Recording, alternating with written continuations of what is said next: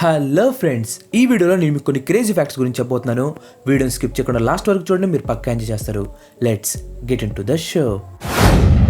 Time travel ఇది possible అని కొంతమంది, లేదు ఇంపాసిబుల్ అని చెప్పి ఇంకొంతమంది ఎప్పుడూ డిబేట్ చేస్తూనే ఉంటారు. సైంటిఫిక్గా కనుక మనం చూసుకున్నట్లయితే టైం ట్రావెల్ అనేది పాసిబులే. కానీ ఆ టైం ట్రావెల్ పాసిబుల్ అవ్వాలంటే మనం లైట్ స్పీడ్తో ట్రావెల్ చేసే ఆటోమొబైల్ని కనిపెట్టాలి. ఇప్పటి టెక్నాలజీ కాదు, ఇంకో 100 సంవత్సరాల తర్వాత కూడా ఇలాంటి టెక్నాలజీ రావడం అంటే చాలా కష్టం. కానీ ఎలాంటి టైం మిషన్ లేకుండా మీరు ఇప్పుడే ఈ టైంలోనే అంటే 2021లోనే మన భూమి మీద టైం ట్రావెల్ చేయొచ్చు.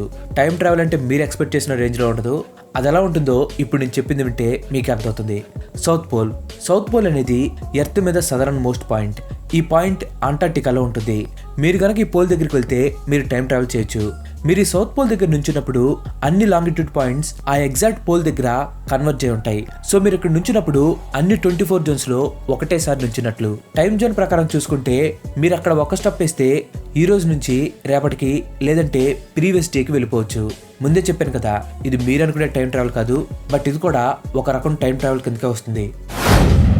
ఫ్రాన్సిస్ ఇతను ఒక resourceful hunter and inventor. Resourceful అంటే వనరుల కిందకు వస్తుందన్నమాట. ఇతను ఎంత రిసోర్స్ఫుల్ హంటర్ అనేది నేను ఇప్పుడు చెప్పే స్టోరీ వింటే మీకు అర్థమవుతుంది. ఫ్రాన్సిస్ 1950s బ్రిటన్లోని లిటిల్ ఫోర్ట్ బీసీ అనే ప్లేస్లో ఉండేవాడు. ఆ టైంలో అతనికి పళ్ళు సరిగ్గా లేక పెట్టుడు పళ్ళు అవసరం అయ్యాయి. కానీ ఫ్రాన్సిస్కి డాక్టర్ దగ్గరికి వెళ్ళి పళ్ళు పెట్టించుకోవటం ఇష్టం లేదు. ఒకరోజు అతను డీర్ని హంట్ చేయడానికి వెళ్ళాడు. బేసిక్గా ఆ ఏరియాలో డీర్ హంటింగ్ అనేది చాలా కామన్. సో అతను డీర్ని అలా హంట్ చేసిన తర్వాత దాని పళ్ళు ఏవైతే ఉన్నాయో వాటిని బయటకు తీసి తన అప్పటి టీత్కి సరిపోయేలాగా వాటిని సెట్ చేసుకున్నాడు. సో ఆ డీర్ పళ్ళుతో తనంతట తానే కట్టుడు పుల్ని సెట్ చేసుకున్నాడు. అంతేకాదు ఆ డీర్ని చంపిన తర్వాత దాని పళ్ళతోనే ఆ డీర్ని తిన్నాడు. సో తన లైఫ్ మొత్తం ఆ డీర్ పొల్ని యూజ్ చేసి తినడం స్టార్ట్ చేశాడు. మొత్తానికి తనైతే చనిపోయాడు, కానీ ఆ డీర్ పొల్లు మాత్రం అలానే ఉన్నాయి.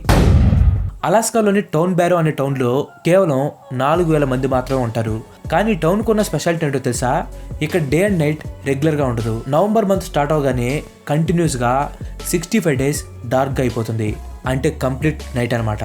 నవంబర్ 18th నుండి జనవరి 23rd వరకు ఇక్కడ ఉండేవాళ్ళు సన్లైట్ని చూడరు. 2020 నవంబర్ నుండి 2021 జనవరి వరకు ఈ డార్క్నెస్ అనేది రికార్డ్ అయింది.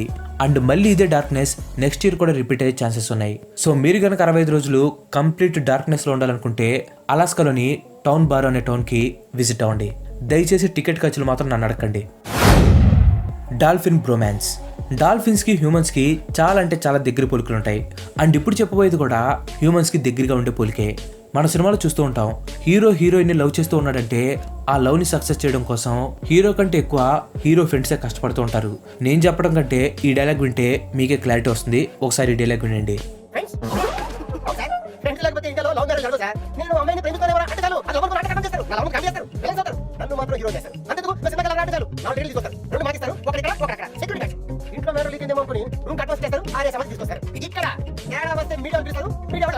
మమ్మల్ని కలుపుతారు, మేము ఎక్కడున్నా మాత్రం చెప్పరు. అది సార్ ఫ్రెండ్స్ అంటే, the man with golden guns. So ఇలా ఒకటే కాదు, రెండు కాదు, హీరోయిన్కి దగ్గర అవడం కోసం హీరో ఫ్రెండ్స్ చాలానే చేస్తూ ఉంటారు. ఇది కేవలం సినిమాలోనే కాదు, స్కూల్ లైఫ్లో అండ్ కాలేజెస్లో కూడా జరుగుతూ ఉంటాయి. సేమ్ ఇలానే డాల్ఫిన్స్ కూడా బిహేవ్ చేస్తాయని చెప్పి సైంటిస్టులు చెప్తున్నారు. మేల్ డాల్ఫిన్స్ ఒకసారి ఫ్రెండ్ అయ్యాక చనిపోయే వరకు ఆ ఫ్రెండ్షిప్ ని అసలు వదులుకో. ఒక మేల్ డాల్ఫిన్ ఫీమేల్ డాల్ఫిన్ తో మీటింగ్ ట్రై చేస్తే దాని ఫ్రెండ్స్ కాంపిటీషన్లో ఉన్న వేరే మేల్ డాల్ఫిన్ తో ఫైట్ చేసి మరి ఆ మేల్ డాల్ఫిన్ కి కాంపిటీషన్ లేకుండా చేస్తాయి. సో మొత్తానికి ఫ్రెండ్స్ ప్రేమికులు కలపడానికి ఎంత కష్టపడతారో ఈ డాల్ఫిన్స్ లో కూడా డాల్ఫిన్ ఫ్రెండ్స్ అలాగే కష్టపడతాయి. ఇదంతా బానే ఉంది. అంతా అయిపోయాక శంభో శివశంభో మూవీల లాగా మాకు ఇంక సెట్ అవ్వదు అని విడిపోతే ఆ డాల్ఫిన్స్ పరిస్థితి ఏమవుతుందో మరి.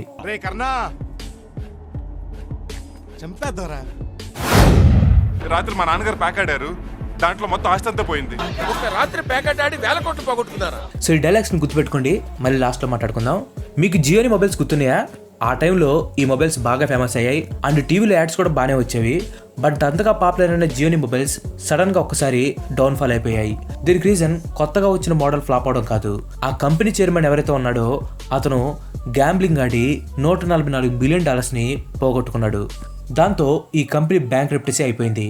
2017లో ఇండియాలోని టాప్ సెల్లింగ్ ఫోన్స్ లిస్ట్లో ఉన్న జియోని ఈ ఇన్సిడెంట్ తర్వాత అస్సలు పైకి రాలేకపోయింది. ప్రెసెంట్ అయితే మార్కెట్లో ఉంది, బట్ దీన్ని ఎవరు పెద్దగా పట్టించుకోవట్లేదు. సో మనోడు కూడా సీమటపాకి రూట్లో వెళ్ళాడు, బట్ డబ్బులైతే పోయాయి కానీ మళ్ళీ తిరిగి రాలేదు. Ice cream graveyard.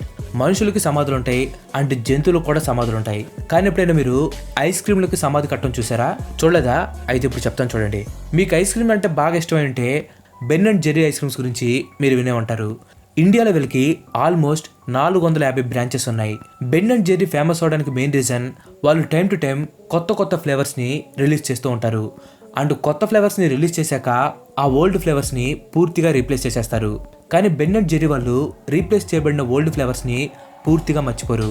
అలా రీప్లేస్ చేయబడిన పాత ఫ్లేవర్స్కి సమాధులు కట్టిస్తారు. ఎస్, మీరు వింది కరెక్టే. వార్మట్లోని బెన్ అండ్ జెర్రీస్ ఫ్యాక్టరీలో స్పెషల్గా ఒక గ్రేవ్యార్డ్ ఉంటుంది. ఈ గ్రేవ్యార్డ్లో ఓల్డ్ ఫ్లేవర్స్ ప్రతి ఒక్కదానికి ఒక సమాధి ఉంటుంది. స్టోన్ ఒకటి పెట్టి ఆ ఫ్లేవర్ పేరు అండ్ దాన్ని ఎప్పుడు రిలీజ్ చేశారు అండ్ దాన్ని ఎప్పుడు స్టాప్ చేశారు అనే డేట్ని ఆ రాళ్లపైన రాస్తారు. Squid game.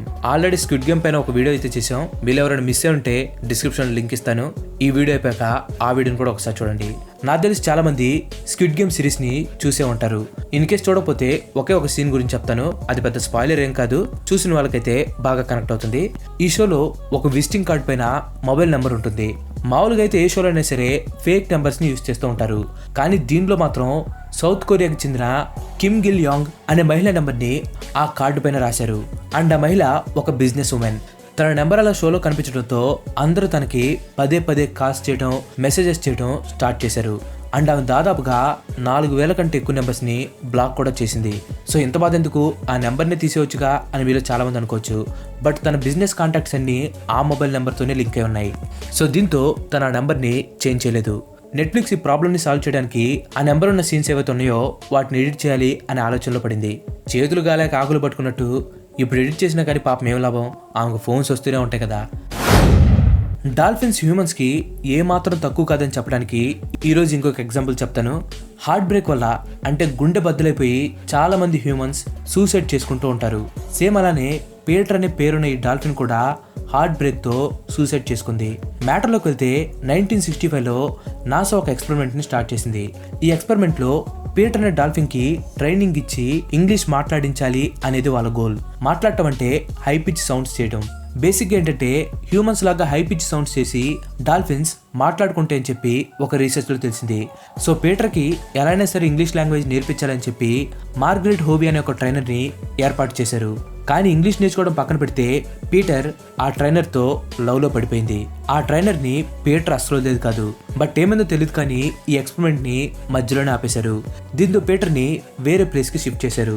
మార్గరెట్ దూరమైందన్న బాధను తట్టుకోలేక పీటర్ సూసైడ్ చేసుకుని చనిపోయింది. వాటర్ లోతుగా వెళ్ళిపోయి తన బ్రీత్ని ఆపేసి తన ప్రాణాలని వదిలేసింది.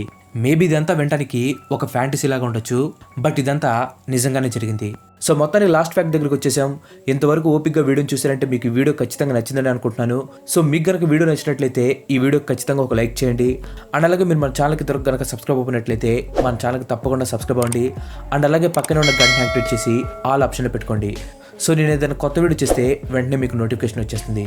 ఆల్రెడీ లైక్ చేసి, షేర్ చేసి, సబ్స్క్రైబ్ చేసిన వారికి చాలా చాలా thanks. Shin-chan one of the most popular anime series. Doraemon లాగే షిన్చాన్ వెనక కూడా ఒక మిస్టీరియస్ క్యారెక్టర్ ఉంది. In case Doraemon mysterious character గురించి మీరు ఎవరైనా మిస్ అయి ఉంటే నేను ఆ లింక్స్ని డిస్క్రిప్షన్లో ఇస్తున్నాను. ఈ వీడియో అయిపోయాక ఆ వీడియోని కూడా చూడండి. ఇంకా షిన్చాన్ విషయానికి వస్తే ఆ మిస్టీరియస్ క్యారెక్టర్ ఏదైతే ఉందో అది షిన్చాన్ సిరీస్లో క్యారెక్టర్ కాదు. షిన్చాన్ క్రియేటర్ అయిన యోషిటోది.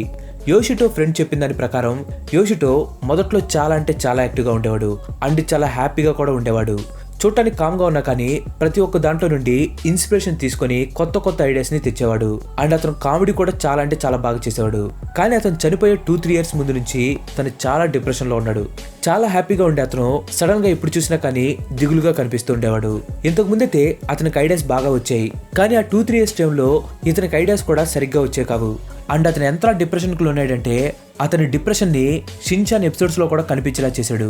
ముందు చాలా ఫన్నీగా కామెడీగా ఉన్న షిన్చాన్ ఎపిసోడ్స్ని సడన్గా షిన్చాన్, సకురాడా క్యారెక్టర్స్ డెత్ని, డిప్రెషన్ని అండ్ డ్రింకింగ్ని పోర్ట్రే చేసేవి. షిన్చాన్ షో ఇలా నడుస్తూ ఉండగా యోషిటో సడన్గా మిస్ అయిపోయాడు. ఒక వారం తర్వాత అతను బాడీ కనిపించింది. ఒకతను యోషిటో బాడీని చూసి పోలీసులకు ఇన్ఫార్మ్ చేశాడు. ప్రపంచానికి సూపర్ హిట్ షోని అందించిన యోషిటో ఎందుకలా డిప్రెషన్లోకి వెళ్ళాడు, ఆ మిస్ అయిన 1 వీక్ ఎటు వెళ్ళిపోయాడు, ఎలా చనిపోయాడు అనేది ఎప్పటికీ మిస్టరీగానే ఉండిపోయింది. చాలా మంది డోరేమాన్ మిస్టీరియస్ క్యారెక్టర్ వీడియో చూసిన తర్వాత డోరేమాన్కి సంబంధించిన ఫ్యాక్ట్స్ ని చెప్పమని చెప్పారు. సో ఈ వీడియో కనుక మీరు 10K లైక్స్ కనుక చేస్తే ఖచ్చితంగా నెక్స్ట్ ఎపిసోడ్ కంప్లీట్గా డోరేమాన్ ఫ్యాక్ట్స్ చేస్తాను. సో గుర్తుంది కదా, 10K లైక్స్ గుద్దేయండి, వెంటనే డోరేమాన్ ఫ్యాక్ట్స్ పైన వీడియో చేస్తాను. Thanks for watching. ఈ వీడియో కనుక మీకు నచ్చినట్టయితే లైక్ చేయండి, షేర్ చేయండి. అండ్ అలాగే నేను నెక్స్ట్ ఎపిసోడ్ మిస్ కావాలనుకుంటే నా ఛానల్కి తప్పకుండా సబ్స్క్రైబ్ అవ్వండి. ఇంకో మంచి ఎపిసోడ్తో మళ్ళీ కలుద్దాం. Till then bye bye, have nice day.